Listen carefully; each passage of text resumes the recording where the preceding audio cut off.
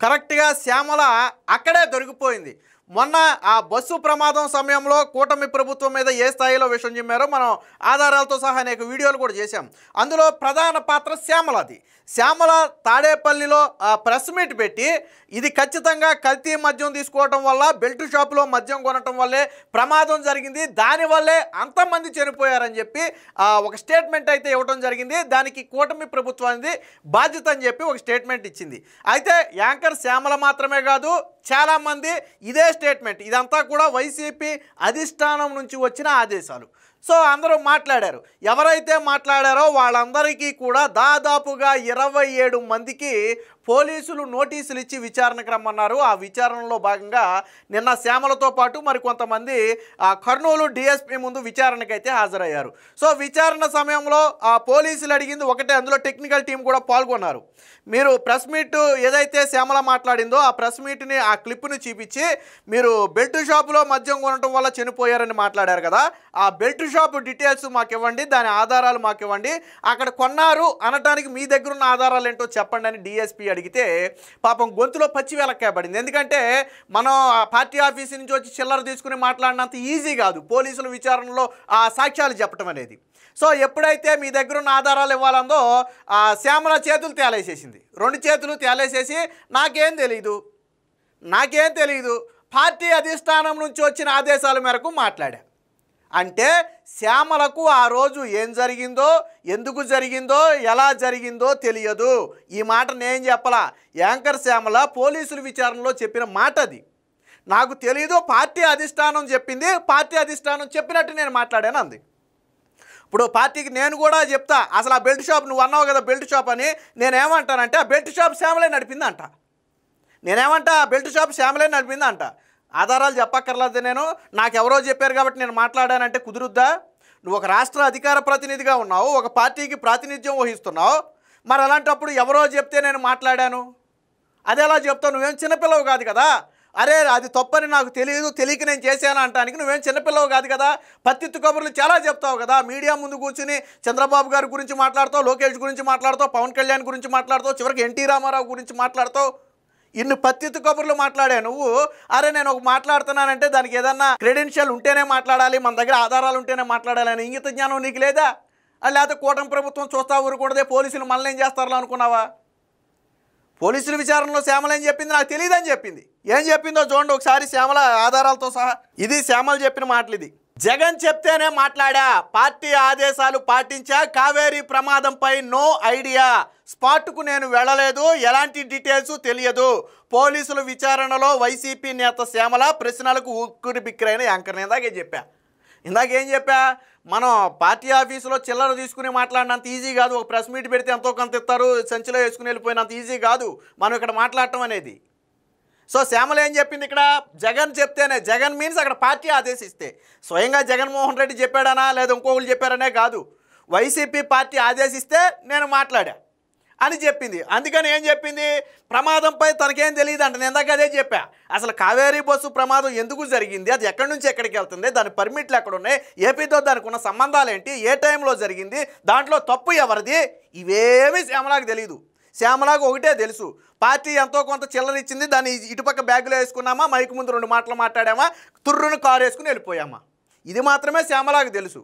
నేను చెప్పింది అదే, శ్యామల నాకు తెలియదనే చెప్పింది, మరి తెలియనప్పుడు ఎందుకు మాట్లాడిందో. అలాగే స్పాట్కి కూడా శ్యామల వెళ్ళాలి, అదే విషయాన్ని చెప్పింది. పోనీ నువ్వు స్పాట్కి వెళ్ళి నువ్వేదైనా స్పాట్లో పరిశీలించి నీకేదైనా ఇలా జరిగిందని అనిపించి నువ్వు మాట్లాడుంటే దానికి ఒక అర్థం ఉంది. సో స్పాట్కి కూడా వెళ్ళాలి. మనం ఎక్కడ కూర్చున్నాం, తాడేపల్లి ఏసీ రూముల్లో కూర్చున్నాం, తాడేపల్లి ఏసీ రూముల్లో కూర్చుని మాట్లాడాం. ఎలాంటి డీటెయిల్స్ తెలియదు, పోలీసుల విచారణలో ఒప్పుకుందే. వైసీపీ అధికార ప్రతినిధి యాంకర్ శ్యామలను పోలీసులు సోమవారం విచారించారు. కర్నూలులో జరిగిన కావేరీ బస్సు ప్రమాదంపై దుష్ప్రచారం చేశారంటూ చేసిన వ్యాఖ్యలపై శ్యామలకు పోలీసులు నోటీసులు ఇచ్చారు.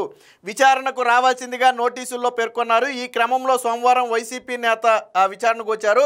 కర్నూలు డిఎస్పీ ఆఫీసులో 2 గంటల పాటు శ్యామలను డిఎస్పీ బాబు ప్రసాద్ విచారణ అయితే జరిపారు. దాదాపుగా 65 ప్రశ్నలు సంధించినట్లుగా తెలుస్తుంది. బస్సు ప్రమాదం ఘటనకు సంబంధించి చేసిన వ్యాఖ్యలపై ఆధారాలు చూపాలని కోరిన పోలీసులు కోరినట్టుగా ఇది వచ్చింది. దీనికి సంబంధించిన మరొక వార్త కూడా వచ్చింది, ఒకసారి చూపిస్తాను, అది ఇంకో పేపర్లో వచ్చింది. సో ఇది అధిష్టానం డైరెక్షన్ మేరకే మాట్లాడా, బస్సు ప్రమాదంపై దుష్ప్రచారం చేసిన విచారణలో శ్యామల కర్నూలు సమీపంలో జరిగిన బస్సు ప్రమాద ఘటనపై దుష్ప్రచారం కేసులో వైసీపీ నాయకులకు యాంకర్ శ్యామలతో పాటు మరొక నలుగురు గురువారం పోలీసులు విచారణకైతే హాజరయ్యారు. ఉదయం 11:30 గంటలకు కర్నూలు డీఎస్పీ బాబు ప్రసాద్ ఎదుటైతే హాజరయ్యారు. డీఎస్పీతో పాటు మరొక 10 మంది టెక్నికల్ బృందం కూడా ఈ విచారణలో పాల్గొన్నారు. 2 గంటల పాటు సాగిన విచారణలో పోలీసులు 60కి పైగా ప్రశ్నలు సంధించారు. శివశంకర్ అనే యువకుడు కల్తీ అలాగే బెల్ట్ షాపులో కొన్న మద్యం తాగి బైక్ నడపడం వల్లే బస్సు ప్రమాదం జరిగిందంటూ తాడేపల్లి మీడియా సమావేశంలో చేసిన ఆరోపణలకు పోలీసులు శ్యామలను ఆధారాలు అడిగారు. దీనికి వైసీపీ అధిష్టానం తనకి ఇచ్చిన సమాచారం మేరకే ప్రెస్ మీట్లో మాట్లాడినట్టు ఆమె సమాధానం ఇచ్చినట్టు తెలుస్తుంది. అనంతరం శ్యామల బయటకు వచ్చి మీడియాతో మాట్లాడుతూ శివశంకర్ బెల్ట్ షాపులో మద్యం తాగినట్లుగా తమ పార్టీ వద్ద సమాచారం ఉందన్నారు. మరి సిగ్గుశారం ఉంటే, నీ పార్టీ దగ్గర సమాచారం ఉంటే ఆ సమాచారం ఏదో విచారణలో తీసుకెళ్లి పోలీసులకి ఇవ్వచ్చు కదా శ్యామల. ఇంత చిన్న లాజిక్ ఎలా మర్చిపోయావు?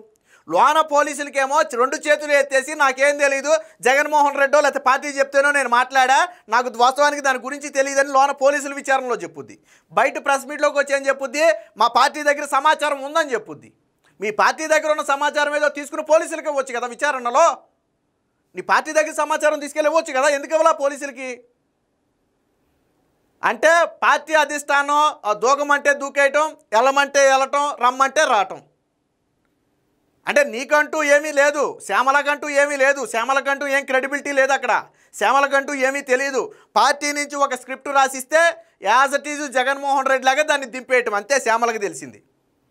వైసీపీ పార్టీలో అందరూ దాదాపు అంతే, అందరం నిషానీగాళ్ళనే ఓ సబ్జెక్ట్ ఉండదు నాకు తెలిసి. నిషానీ అంటే చదువుకోకపోతేనే నిషానీ కాదు, ఇలా సబ్జెక్ట్ తెలియని వాళ్ళని కూడా నిషానీ అనొచ్చు. వీళ్ళకేం తెలియదు. అధిష్టానం ఏదో స్క్రిప్ట్ రాసిస్తుంది. జగన్మోహన్ రెడ్డి చూడండి ప్రెస్ మీట్లో మాట్లాడతాడు, అమ్మ అయ్యా అనాలన్నా పేపర్ ముక్క చూస్తాడు. అలా ఒక స్క్రిప్ట్ రాసిస్తారు. మీకు గతంలో గుర్తుంది కదా, వైసీపీ పార్టీ నుంచి గతంలో టీడీపీ పార్టీలోకి వచ్చిన మొన్న ఎన్నికల సమయంలో వచ్చిన చాలామంది చెప్పారు. ఆ రోజు చంద్రబాబు, పవన్ కళ్యాణ్, నారా లోకేష్ వీళ్ళని టార్గెట్గా బూతులతో స్క్రిప్టులు రెడీ చేసి వాటిని ప్రెస్ మీట్లో చెప్పమని వాళ్ళంటే అందులో కొంతమంది వ్యతిరేకించారు బూతులు మేము మాట్లాడమని. సరే, రోజు అలాంటి వాళ్ళు అందరూ బరితెగించి మాట్లాడారనుకోండి, అది వేరే విషయం. ఈరోజు శ్యామల మాట్లాడింది కూడా అదే స్క్రిప్టు.